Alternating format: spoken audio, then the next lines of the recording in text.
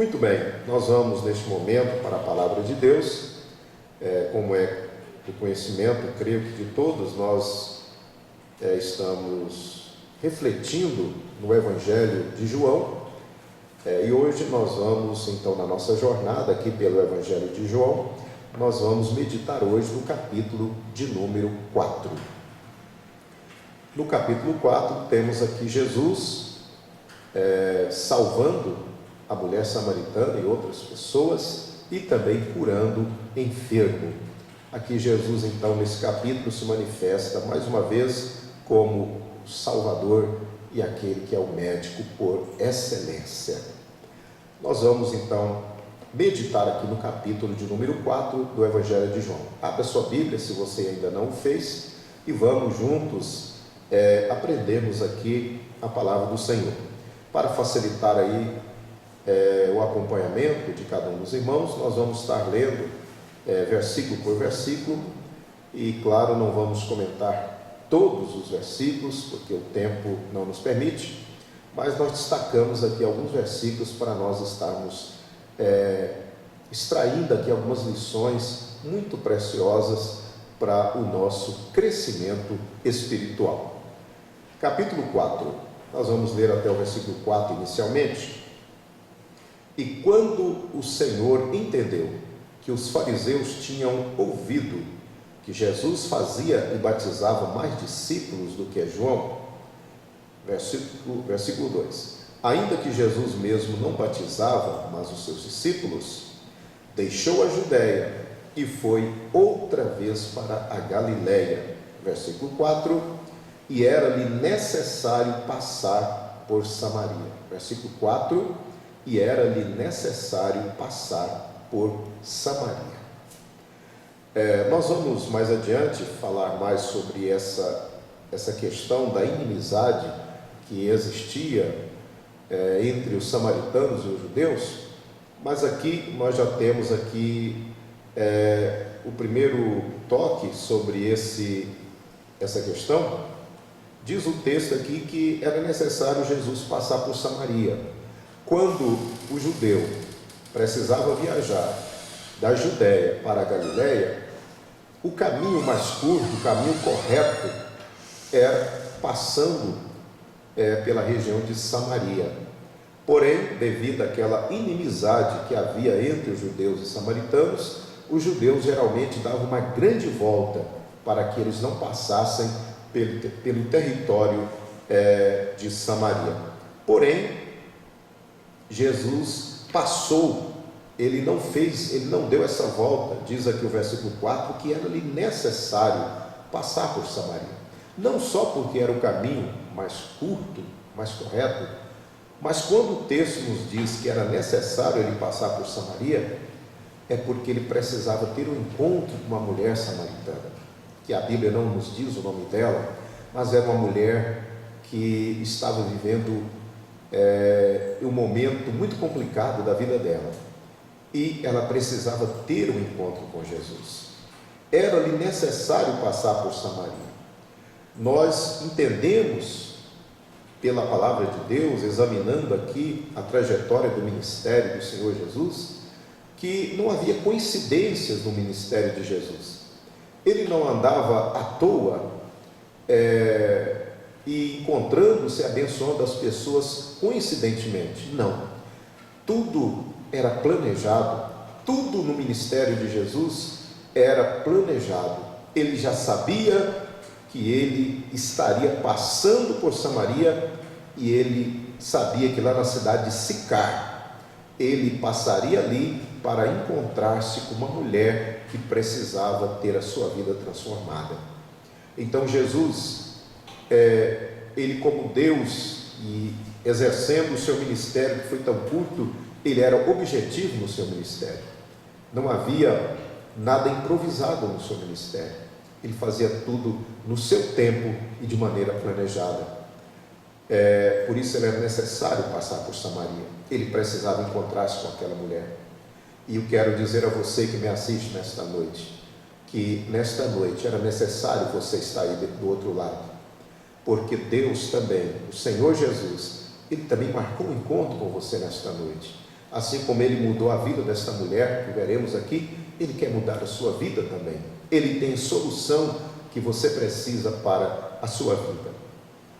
Continuando aqui, vamos ler até o 6, versículo 5. Foi, pois, a uma cidade de Samaria chamada Sicar, junto da herdade que Jacó tinha dado ao seu filho José. Versículo 6. E estava ali a fonte de Jacó. Jesus, pois, cansado do caminho, assentou-se assim junto da fonte, e era isto quase a hora sexta, ou seja, quase ao meio-dia. O versículo 6 então nos diz que Jesus, passando por Samaria, ele foi à cidade de Sicar, e chegando ali no poço, ou na fonte de Jacó, Jesus estava cansado, e ele então assentou-se ali para descansar e com certeza aguardar a chegada daquela mulher com quem ele precisava ter uma conversa com ela. Quando o verso nos diz que Jesus estava cansado do caminho, nos lembra, mais uma vez, que Jesus, além de ser plenamente Deus, ele era plenamente humano, plenamente homem. Já na época da igreja primitiva, haviam heresias, alguns tipos de gnosticismo, que os apóstolos combateram muito nas suas epístolas, que ensinavam que o corpo de Jesus era apenas uma fantasia, era apenas algo que não era real. Por isso que João escreveu que todo espírito que não confessasse que Jesus veio em carne não era de Deus. Havia esta heresia, então, que como eles não consideravam o corpo como algo bom, eles ensinavam que Jesus, como Deus, ele não poderia tornar-se carne, habitar num corpo físico. Portanto, esse texto aqui, esse relato nos mostra exatamente ao contrário do que os gnósticos ensinariam depois. O corpo de Jesus era real, ele era humano, totalmente humano como um de nós. Por isso ele sentia cansaço, ele dormia. Veremos aqui no verso 7 que ele pediu água para beber porque ele sentiu sede também. Ou seja, por isso é que Jesus ele pode se compadecer de todas as nossas fraquezas. Por isso é que Jesus ele está capacitado a nos ajudar em todas as nossas dificuldades, porque tudo que nós enfrentamos nesse corpo, Jesus também enfrentou. Muito bem. O verso de número 7 nos diz: veio uma mulher de Samaria tirar água. Disse-lhe Jesus: dá-me de beber. Observemos que no verso anterior diz que Jesus chega ali ao poço de Jacó a hora sexta, ou seja, quase ao meio-dia, né? E pouco depois, então, a mulher samaritana chega ali para tirar água do poço de Jacó e levar para sua casa, para atender às suas necessidades.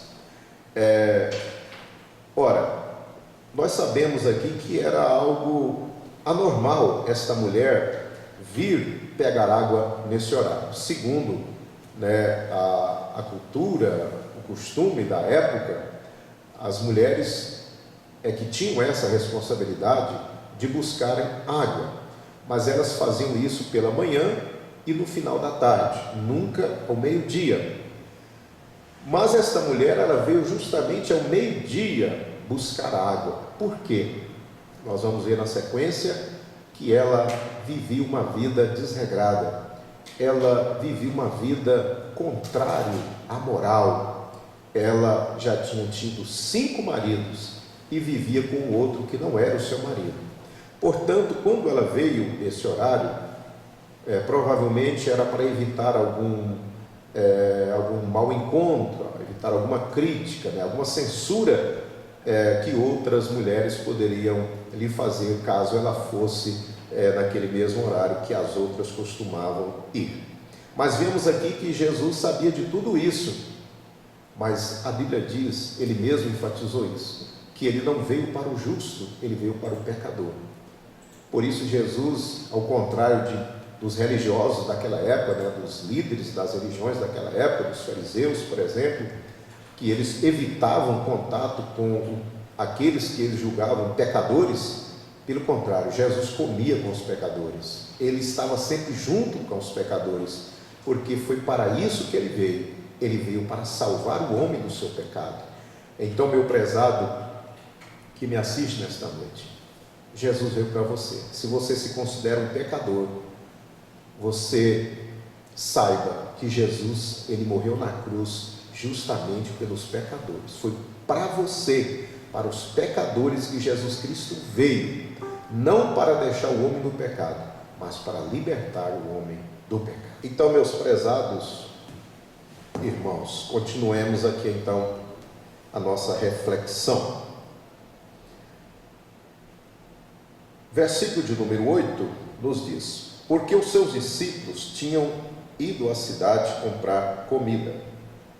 Versículo 9: Disse-lhe,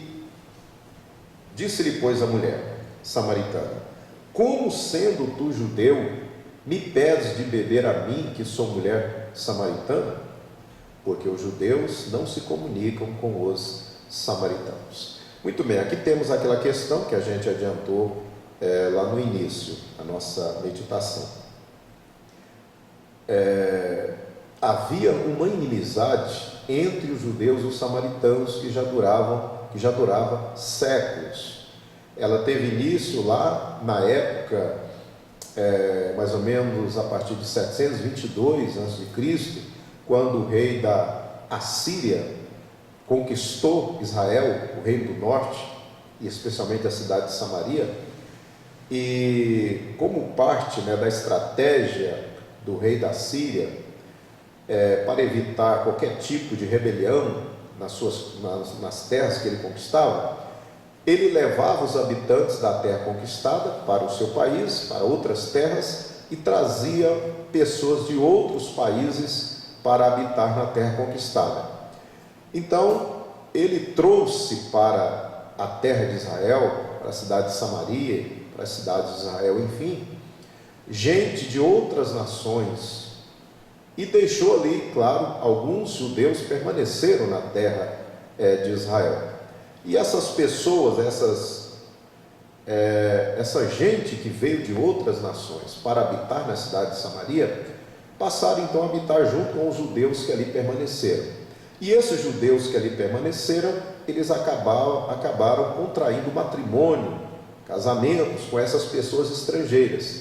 E ali então houve uma miscigenação, houve uma mistura dos judeus com pessoas de outras nações, e ali então surgiu uma raça mista, que não era totalmente judia e nem pagã, nem gentia, Então, a partir daí, os judeus do Reino do Sul, eles passaram a desconsiderar os samaritanos, não considerando-os como parte do verdadeiro Israel, ou como verdadeiros judeus, Então, essa inimizade vem daí. Houve então uma ruptura total entre eles, e passou a existir aí uma inimizade, até um ódio, entre samaritanos e judeus. E isso, como vimos aqui, essa inimizade, ela perdurava até os dias de Jesus. Por isso, quando Jesus pede a ela água para beber, ela estranhou, pelo fato de Jesus ser um judeu, e abordá-la, pedindo água para beber. Continuemos aqui então, versículo 10. Jesus respondeu e disse-lhe: se tu conheceras o dom de Deus, e quem é o que te diz, dá-me de beber, tu lhe pedirias, e ele te daria água viva. Disse-lhe a mulher: Senhor, tu não tens com que atirar, e o poço é fundo. Onde, pois, tens a água viva? A mulher samaritana entendia que Jesus estava se referindo àquela água ali do poço, Versículo 12: és tu maior do que o nosso pai Jacó, que nos deu o poço, bebendo ele próprio dele, e os seus filhos e o seu gado? Jesus respondeu e disse-lhe: qualquer que beber desta água tornará a ter sede. Verso 14: mas aquele que beber da água que eu lhe der nunca terá sede, porque a água que eu lhe der se fará nele uma fonte de água que salte para a vida eterna.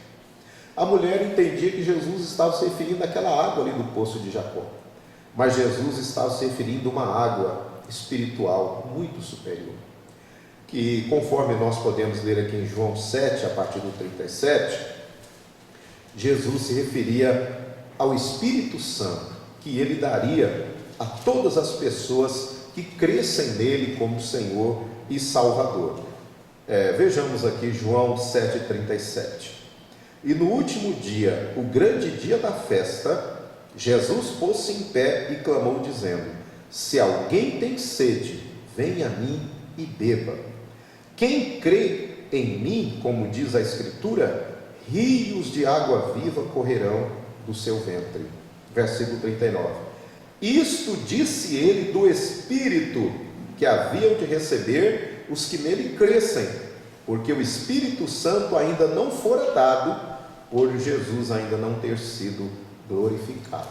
Então, seguindo aquela regra da hermenêutica, que nos diz que a Bíblia interpreta ela mesma, vemos aqui no capítulo 7, 37 a seguir, que esta água que Jesus fala com a mulher samaritana é justamente o Espírito Santo que haveria de receber aqueles que crescem em Jesus Cristo. E todo aquele que crê no Senhor Jesus Cristo como seu Salvador, ele recebe o Espírito Santo. O Espírito Santo vem habitar nele ou nela.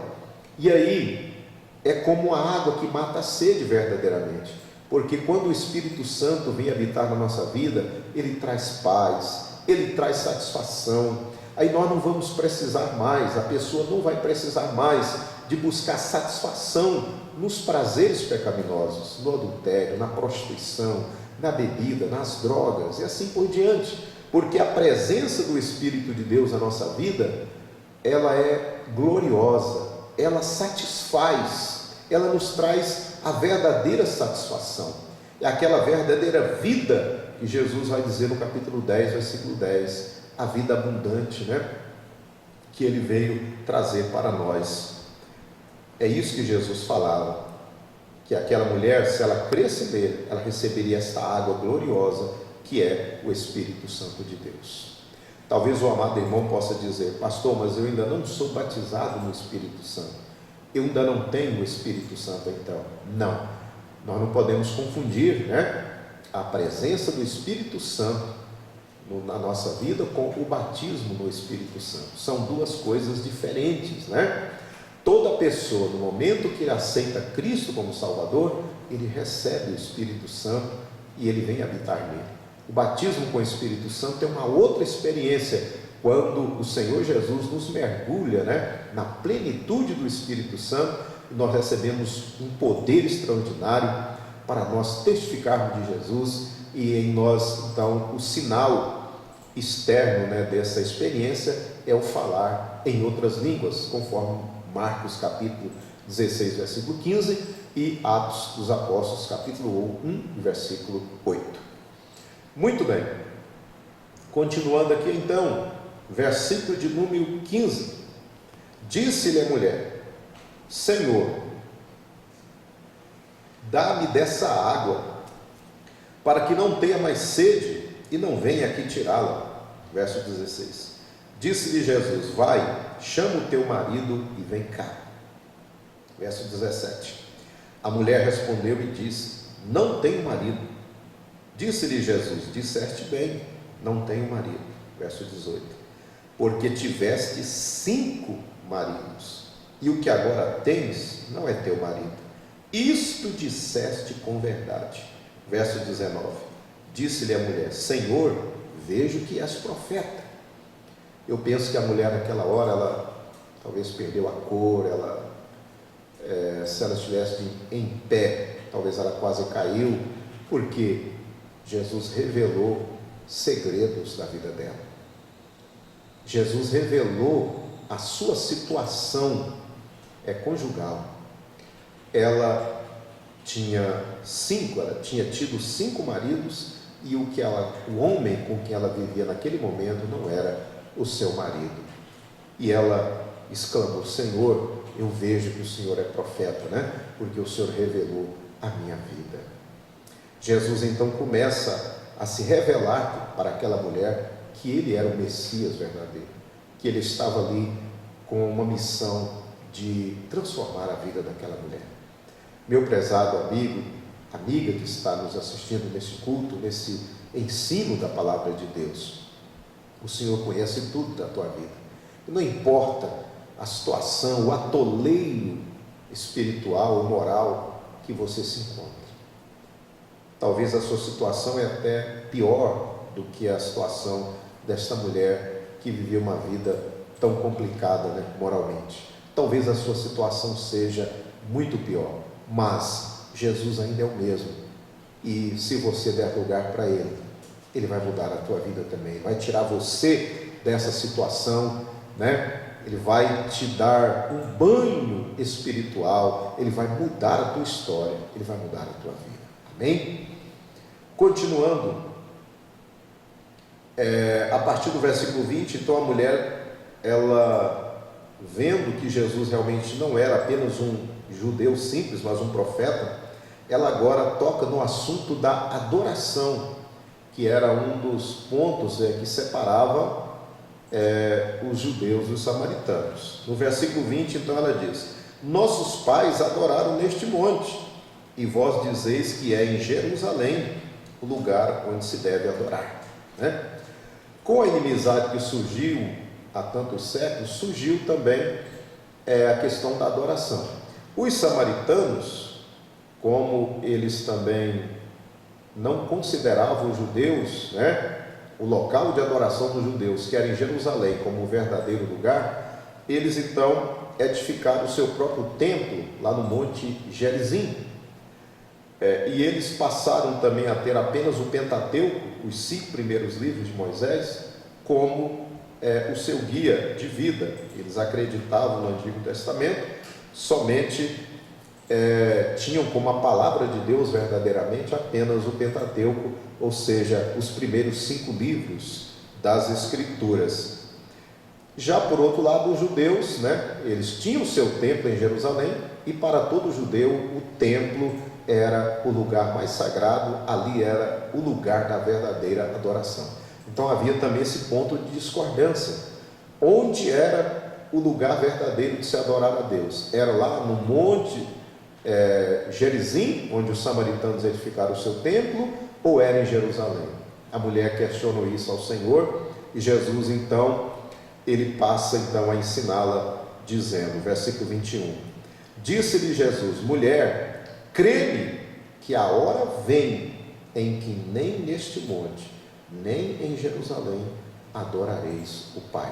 Jesus começa então a dar a ela uma aula, um ensino sobre a verdadeira adoração. A primeira coisa que Jesus mostra a ela é que a verdadeira adoração que Ele veio trazer, a nova era que veio trazer à luz a verdadeira adoração, Ele disse que a adoração verdadeira ela não está limitada a um local. Nos tempos ali que Jesus vivia, ainda sujeito às normas do Antigo Testamento, o templo, o altar que estava ali no templo em Jerusalém, era o único lugar que o judeu poderia trazer o seu animal para sacrificar ao Senhor. Ele não poderia oferecer o seu sacrifício em outra cidade, na sua própria casa, né, na região onde ele morava. Os sacrifícios tinham que ser trazidos para o altar, estava lá no templo em Jerusalém. Assim também os samaritanos acreditavam que o local único de adorar era lá no templo, no Monte Gerizim. Jesus então, ele veio trazer a verdadeira revelação do lugar da adoração a Deus, que não depende de lugar. Isso é muito importante nesse momento que nós estamos vivendo, em que a igreja, né, em todos os locais, ela não está se reunindo fisicamente, né, os seus membros para o culto a Deus, né, no templo ou nos templos para cultuarem ao Senhor. É muito importante nós meditarmos então nisso, que ainda bem que a verdadeira adoração, ela não está circunscrita a um determinado lugar, senão como que nós adoraríamos a Deus nesses dias em que nós não estamos podendo nos reunir nos templos para prestar o nosso culto ao Senhor? Como ficaria? Mas ainda bem que Jesus nos mostra que a verdadeira adoração, ela não está limitada a um determinado espaço. É claro que o templo é um lugar especial, onde nós nos reunimos em comunhão com os irmãos, para nós termos um encontro com o Senhor. O culto é lugar do encontro com Deus. E o templo é um lugar especial, um lugar realmente muito especial para nós cultuarmos ao Senhor, mas não se limita a Ele. Nós vamos ver, no contexto de todas as Escrituras, que a adoração, ela não está limitada a um lugar, e ela é também um estilo de vida, né? Nós vamos ver isso aqui, que a adoração, ela é um estilo de vida, não está limitada a um momento, porque por aquilo que nós observamos no comportamento de muitos cristãos, parece que muitos cristãos, eles veem que a adoração a Deus, ela está limitada ali ao culto que se oferece ao Senhor. Quando termina o culto, acabou a adoração. E nós vamos ver que não é isso. A adoração, ela é um estilo de vida, né? Levíticos 6:13, o fogo arderá continuamente sobre o altar, não se apagará. Quando dizemos que a adoração é um estilo de vida, estamos dizendo que a gente adora a Deus em todo o tempo. A nossa vida tem que ser um culto contínuo ao Senhor. Ou seja, nós adoramos a Deus quando nós obedecemos a sua palavra. Você adora a Deus quando você é um bom esposo para a tua companheira. Você adora a Deus sendo uma boa esposa. Você adora a Deus sendo um filho que honra os seus pais. Você está adorando a Deus assim. Você adora a Deus quando você é um empregado correto, quando você procura trabalhar de forma correta e honesta. Você está adorando a Deus quando você é um patrão que trata bem os seus empregados, que paga o seu salário justo, né, e de maneira correta. Você adora ao Senhor quando você evita o pecado, quando você procura viver em obediência ao Senhor. Então a adoração, ela tem que ser contínua na nossa vida, é um culto contínuo. O fogo arderá continuamente no altar. Jesus continua dizendo a ela: vós adorais o que não sabeis, nós adoramos o que sabemos, porque a salvação vem dos judeus.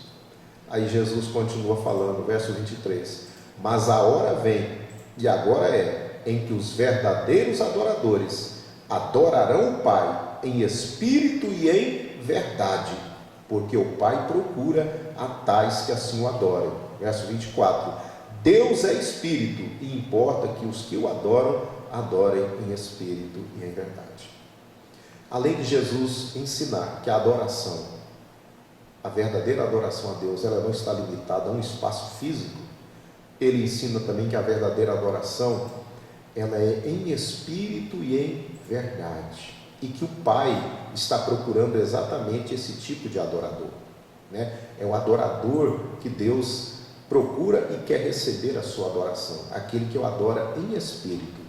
Como assim adorar a Deus em espírito? Nos ensina que o cerne, o altar da adoração é o nosso coração.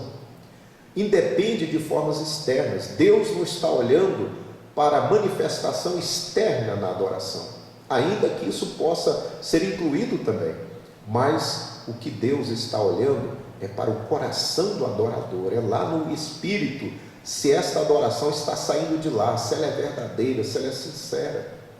Quando lemos lá em Gênesis, lá no capítulo 4, sobre o culto de Abel e Caim, a Bíblia diz que quando Abel ofereceu o seu sacrifício, diz que Deus atentou para Abel e para a sua oferta, e não atentou para Caim e para a sua oferta. Veja bem que o adorador está antes da adoração. Deus atentou para Abel, depois para o animal que ele estava oferecendo. Então adorar a Deus em espírito é a verdadeira adoração, é o âmago. Deus olha lá para o nosso interior, é lá que está o altar da verdadeira adoração. Isso nos mostra que para adorar a Deus a gente não precisa dançar, né? A gente não precisa pular, a gente não precisa olhar dentro do olho do irmão toda hora, pegar na mão do irmão toda hora, né? Adorar a Deus não depende disso, ainda que possa incluir isso em algum momento, não é verdade? A verdadeira adoração é em espírito. Deus olha lá para o âmago do nosso interior, e Ele diz que essa adoração tem que ser em verdade, ou seja, em sinceridade. Deus não está olhando para a forma, para o ritual, né? Porque nos dias de Jesus, em todos os tempos, né, sempre havia aqueles que às vezes ele levava o seu animal, ele ia para as 3 festas anuais de Israel, em que os homens obrigatoriamente queriam lhe comparecer, mas muitos iam apenas para cumprir um ritual, não era em verdade. E o Senhor, a adoração que Ele recebe é aquela que é feita lá no nosso coração, de verdade, né? Sinceridade é a adoração verdadeira que o Senhor recebe de nós. Continuando então, verso 25, a mulher disse-lhe: eu sei que o Messias se chama Cristo, vem, quando ele vier, nos anunciará tudo. Jesus disse-lhe: eu o sou, eu que falo contigo. Jesus começa a mostrar a ela que ele era o Messias prometido. Verso 27, e nisso vieram os seus discípulos e maravilharam-se de que ele estivesse falando com uma mulher. Todavia nenhum lhe disse: que perguntas ou por que falas com ela? Os discípulos ficaram surpresos, porque surpreenderam Jesus conversando com uma mulher. Isso era algo que era mal visto naqueles dias, né? Como ainda é hoje em muitas culturas, né? Um homem conversar sozinho com uma mulher, isso é algo que não é bem visto, em muitos lugares é totalmente proibido. Mas Jesus nos mostra aqui que ele veio exatamente para quebrar paradigmas. Jesus veio para quebrar todo tipo de preconceito, discriminação. Ele veio mostrar para nós aqui que ele veio justamente para mudar as coisas neste mundo. Ele veio para abraçar a todos, porque ele veio para salvar a todos. Verso 28, deixou, pois, a mulher o seu cântaro e foi à cidade e disse àqueles homens: vinde, vede um homem que me disse tudo quanto tenho feito. Porventura não é este o Cristo? Saíram, pois, da cidade e foram ter com ele. E entretanto os seus discípulos lhe rogaram, dizendo: Rabi, come. Veja bem, meus queridos, o que Jesus pode fazer na vida de uma pessoa. Esta mulher, ela teve a sua vida transformada. Ela, a partir dali, ela se tornou uma pregadora, se tornou uma missionária na sua região. E vamos ver depois aqui que muitos creram em Jesus por causa do testemunho dela. É isso, meus amados irmãos, que nós temos que fazer: falar o que Jesus tem feito na nossa vida. Eu, por exemplo, na minha adolescência, eu era perdido, já no alcoolismo, já na prostituição, mas Jesus, eu tive encontro com Ele e Ele me encontrou e Ele transformou a minha vida. Assim nós temos que falar o que Deus fez na nossa vida, assim como essa samaritana fez, deixar o nosso cântaro, né? E irmos também falar para todos que tivermos oportunidade aquilo que o Senhor fez na nossa vida. Os discípulos chegam com o alimento, oferecem para o mestre, mas ele diz aqui no 32, uma comida tenho para comer que vós não conheceis.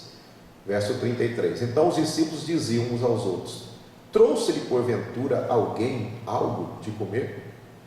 34, Jesus disse: a minha comida é fazer a vontade daquele que me enviou e realizar a sua obra. Jesus estava dizendo que o prazer maior dele era fazer a vontade do Pai e realizar a obra dele. Isso deve ser o nosso prazer também maior, fazer a vontade do Senhor e realizar a obra dele na terra. Ele continua falando, verso 35, não dizeis vós que ainda há 4 meses até que venha a ceifa? Eis que eu vos digo, levantai os vossos olhos e vede as terras que já estão brancas para a ceifa. Jesus se referia espiritualmente aos samaritanos. Tantas almas ali eram como uma grande colheita que precisava ser colhida. E Jesus mostra para os seus discípulos que aquela lavoura espiritual precisava ser colhida. Ele disse: levantai os vossos olhos. Nós não podemos ficar, irmãos, com os nossos olhos somente olhando para baixo, para os nossos problemas, para o momento, para as nossas próprias coisas e necessidades, devemos também levantar os nossos olhos.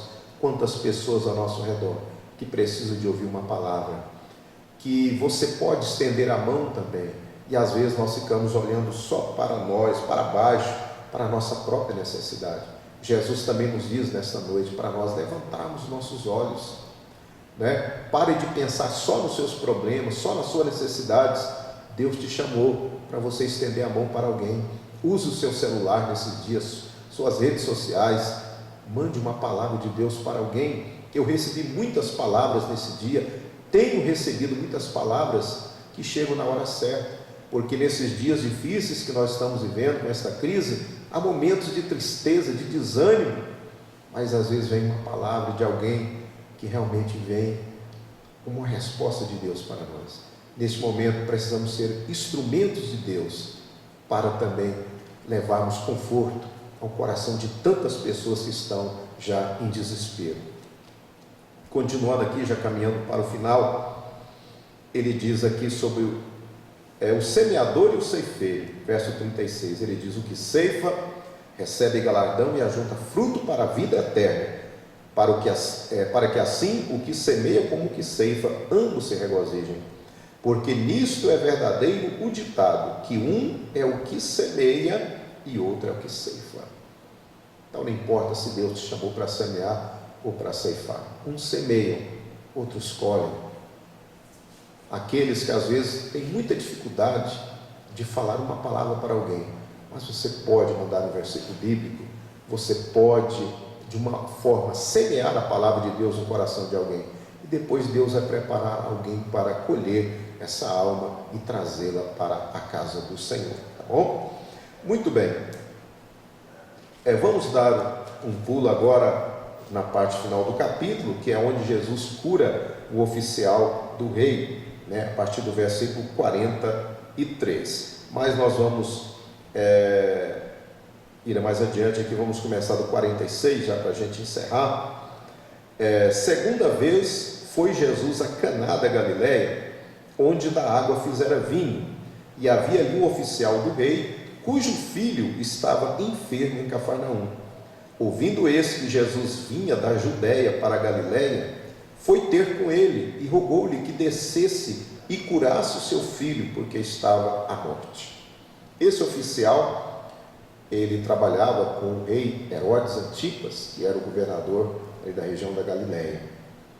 E esse oficial, essa autoridade, ele estava com seu filho à morte, lá em Cafarnaum. Jesus tinha chegado em Caná. Ele foi, sabendo que Jesus estava vindo da Judéia, ele foi até Caná da Galileia, pedir que Jesus fosse até Cafarnaum para curar o seu filho. E no versículo 48, então Jesus lhe disse: se não virdes sinais e milagres, não crereis. Disse-lhe o oficial: Senhor, desce antes que meu filho morra. No versículo 50, disse-lhe Jesus: vai, o teu filho vive. E o homem creu na palavra de Jesus, que Jesus disse, e partiu. E descendo ele logo, saíram-lhe ao encontro os seus servos, que lhe anunciaram, dizendo: o teu filho vive. Perguntou-lhe, pois, a que hora se achara melhor? E disseram-lhe: ontem, às 7 horas, a febre o deixou. Verso 53, entendeu, pois, o pai, que era aquela hora mesma em que Jesus lhe disse: teu filho vive, e creu ele e toda a sua casa. Meus amados irmãos, nós vemos aqui o poder da palavra do Senhor. A fé que esse homem exerceu é a fé que nós precisamos exercer. Como Jesus estava demorando-se ali, ele rogou: Senhor, desce logo, meu filho vai morrer. E no versículo 50 aqui então, Jesus disse para ele: pode ir, o teu filho vive, ou seja, o teu filho está curado. E a Bíblia diz que ele creu, e por isso ele foi obedecendo a orientação do Senhor. Quando ele chega lá, ele viu, ele ouviu dos seus servos que o seu servo já estava curado, o seu filho já estava curado. E quando ele pergunta a que hora, porque ele queria realmente saber se foi o poder realmente da palavra de Jesus que tinha feito o milagre exatamente naquela hora. E quando eles disseram a hora, ele concluiu, né? Ele se lembrou, fez a ligação com o momento que Jesus havia pronunciado aquela palavra. Foi exatamente naquela hora que seu filho recebeu a cura. Meus amados, nós temos que crer no poder da palavra do Senhor. É a palavra de Deus que faz tudo, é a palavra de Deus que cura, é a palavra de Deus que liberta.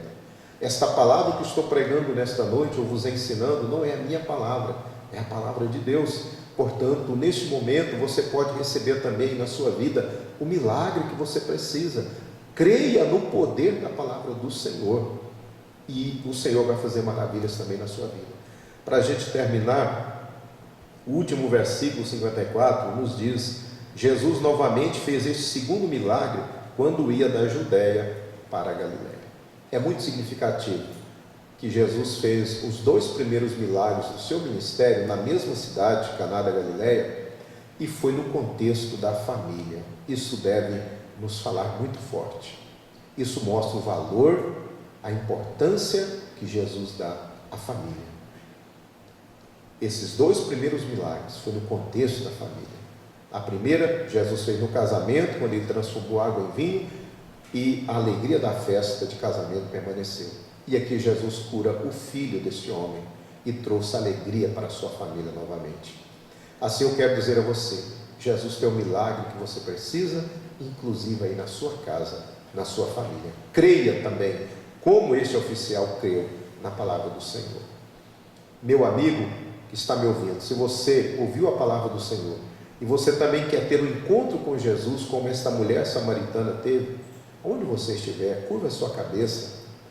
Jesus quer te transformar também, Ele quer reinar em teu coração, Ele quer te salvar, Ele quer te purificar, Ele quer mudar a tua história, como Ele mudou a história dessa mulher. E se você precisa também de um milagre, como este homem, esse oficial precisava na vida do filho, ou qualquer outra área da sua família, no seu relacionamento conjugal, enfim, o Senhor pode realizar um milagre na sua casa, porque quando Ele realiza os 2 primeiros milagres no contexto da família, Jesus nos mostra que Ele ama a família e Ele quer fazer um grande milagre na sua casa também. Amém?